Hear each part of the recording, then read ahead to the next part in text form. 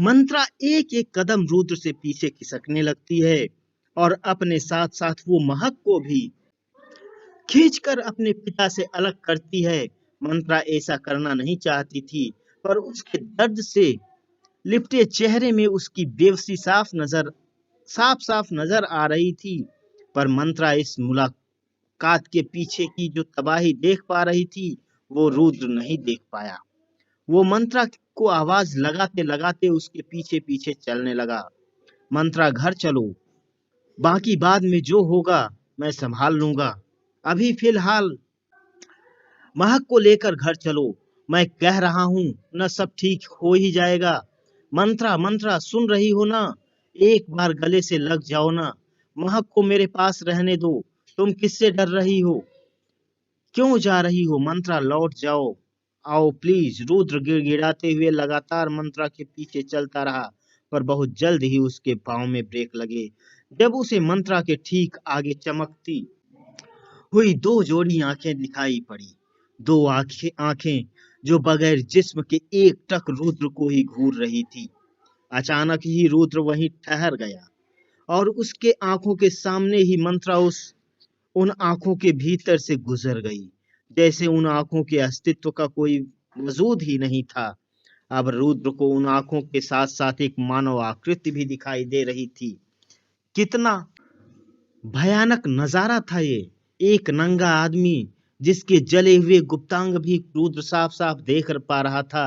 कोई पुरुष था ये जो जल चुका था, एक जला हुआ मुर्दा लाश जो जलकर अपना रंग बदल चुका था।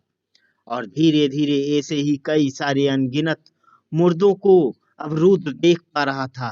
आग से लिपटे उन दौड़ती रूहों को देखना उतना डरावना नहीं था जितना कि अब इस पूरी तरह जल चुके काले लाशों के समूह को देखना भयानक था। शरीर पूरा काला पड़ चुका था। कोई औरत, कोई पुरुष थे। इस समूह में सभी नंगे, शायद कपड़े जल कर खत्म हो गए थे। जिस किसी ने सिलिकॉन के कपड़े पहने थे, प्लास्टिक गलकर जैसे देह से जाती है, बिल्कुल उसी तरह उनके जिस्म में भी उनके कपड़े ही जलकर चिपक गए थे। माथे के बाल जलकर खत्म हो चुके थे। दांत कहीं पे काले, कहीं पे सफेदी बची हुई थी। उफ! और सबसे भयानक थी आंखें, जो रुद्र को इस तरह घूरते हुए देख रही थी, मानो अभी पल भर में रुद्र खत्म होने वाला है। रुद्र के होश अब जाने ही वाले थे। इधर मंत्रा बगैर पीछे मुड़े आगे बढ़ती ही चली जा रही थी। पीछे मुड़कर उसने रुद्र के चेहरे के खौफ को भी नहीं देखा। रुद्र अब धीरे धीरे अपने पांव पीछे की तरफ ले जा रहा था और उसकी तरफ उसी तेजी से बढ़ रहे थे अनगिनत रूहों की कतारें। रुद्र का गला सूख चुका था। उसके पैर भी लड़खड़ा रहे थे। ऐसा लग रहा था जैसे रुद्र बहुत जल्द ही हार मानने वाला है। और फिर ऐसा वक्त भी आया कि रुद्र उन सब के बीच फंस गया। अब ना वो पीछे जा सकता था, ना ही आगे। बीच में वो, और चारों तरफ से उसी के नजदीक आते खतरनाक दिखाई देती अनगिनत रूहें। रुद्र ने अपनी आंखें बंद कर ली। उसने खुद को शून्य में छोड़ दिया। भागने की कोई भी कोशिश नहीं की उसने। पर अभी एक भी जली हुई रूह रुद्र को छू पाती कि ठीक उससे पहले एक बहुत तेज हवा का झोंका आया, जिसने रुद्र के आसपास एक कवच बनकर उसे अपने साथ बहाते हुए ले गई। कि कब वो मैदान छोड़ हाईवे वाली सड़क को पार कर उसके दूसरी तरफ पहुंच गया, वो समझ ही नहीं पाया। फिर शांति से पड़े साल के सूखे पत्तों में जब रुद्र को पटक दिया गया, तो उस भयंकर उत्पन्न होने वाली आवाज से वहां की शांति भी चीख पड़ी। हालांकि ज्यादा कोई चोट रुद्र को नहीं आई थी। प्रकृति भी इतनी जल्दी तांडव नहीं दिखाती जब वो बर्बादी पर अड़ती है, जितनी तेजी से इस हवा के झोंके ने अपना काम किया था। इस घटना के बाद तो साल के पेड़ों में बैठे उल्लू भी डर गए और एक खौफनाक आवाज के साथ सभी उल्लू एक साथ पेड़ छोड़कर कहीं भाग भाग गए। पत्तों के गोद में पड़ा रुद्र अभी तक ये सोच रहा था कि ये जो अभी अभी उसके साथ हुआ, क्या ये सच में बस किसी हवा के झोंके का ही काम था, या कोई और थी? कोई जो रुद्र को उस अनगिनत जली हुई आत्माओं की कैद से दूर ले आना चाहती थी। कहीं वही जो रुद्र को घर से यहाँ तक लेकर आई थी। पर हवा के झोंके का तो अब कोई नामो निशान नहीं था। रुद्र ने ही सन्नाटे को तोड़ते हुए आवाज लगाई, कौन हो तुम? सामने आओ। मुझे तुम्हारी मदद चाहिए। मैं जानता हूँ तुम जो कोई भी हो मेरी मदद करना चाहती हो। तुमने अभी भी मुझे उन आत्माओं से बचाने के लिए मुझे यहाँ पटका है। मेरे सामने आओ, एक बार मुझे सारी बातें समझा जाओ। क्या करूं कि मैं मंत्रा और महक को सही सलामत घर ले आ पाऊं? रुद्र के गिड़गिड़ाते शब्द अभी खत्म ही हुए कि एक आवाज ने रुद्र के रोंगटे खड़े कर दिए। साल के सूखे पत्तों पर से चलकर किसी के पांव दबा कर चलने की आहट, ये आवाज ही काफी थी एक डरे हुए इंसान की सांसों को और धड़कनों को और तेज कर देने के लिए। आवाज धीरे धीरे रुद्र के करीब और करीब आती रही, पर रुद्र अवाक था। उसे कोई दिखाई क्यों नहीं दे रहा था?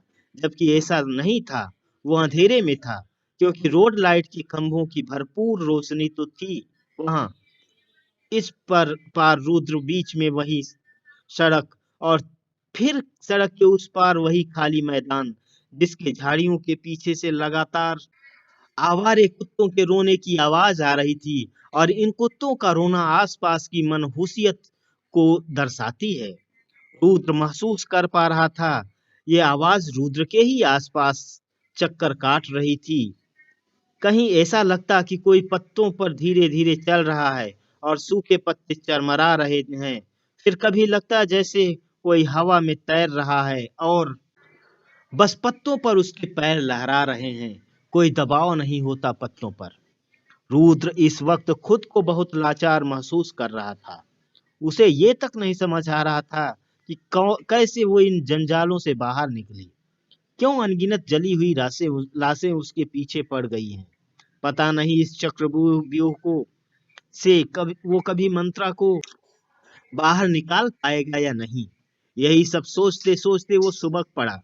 काफी देर तक उसके आंसू सूखे पत्तों को भिगोती रही। फिर रुद्र ने गौर किया कि अब पत्तों पर चलने वाली आवाज भी आनी बंद हो चुकी थी।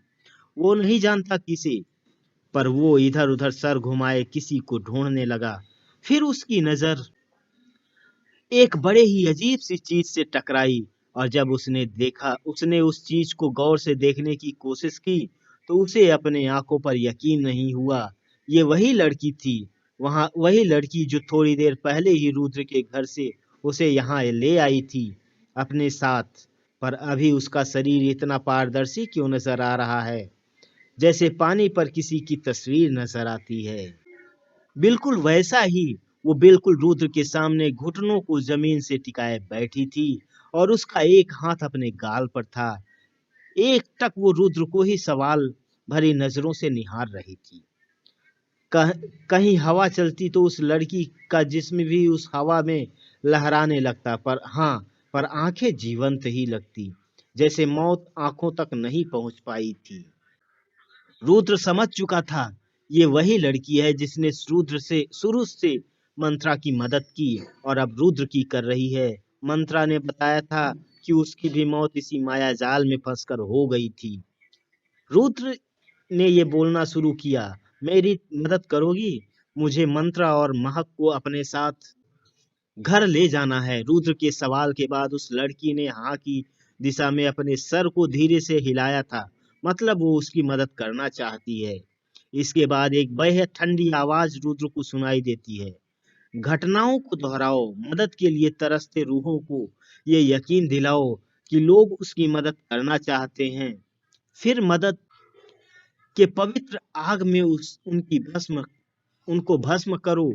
गांव के लोगों से मिलो, पर सबसे पहले उस बूढ़ी माँ की ताकत को खत्म करो। उसके घर में ही नर कंकालों के बीच एक उसके नाती की खोपड़ी, उसे ढूंढकर पहले उसे जलाकर खत्म करो।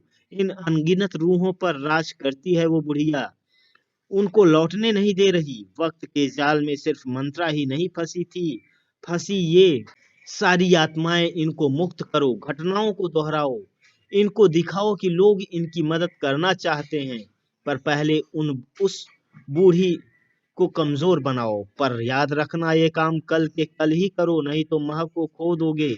कल उसके महापूजा की दूसरी रात है, जिसमें महक की जान लेकर वो अपने नाती को एक तोहफा देगी।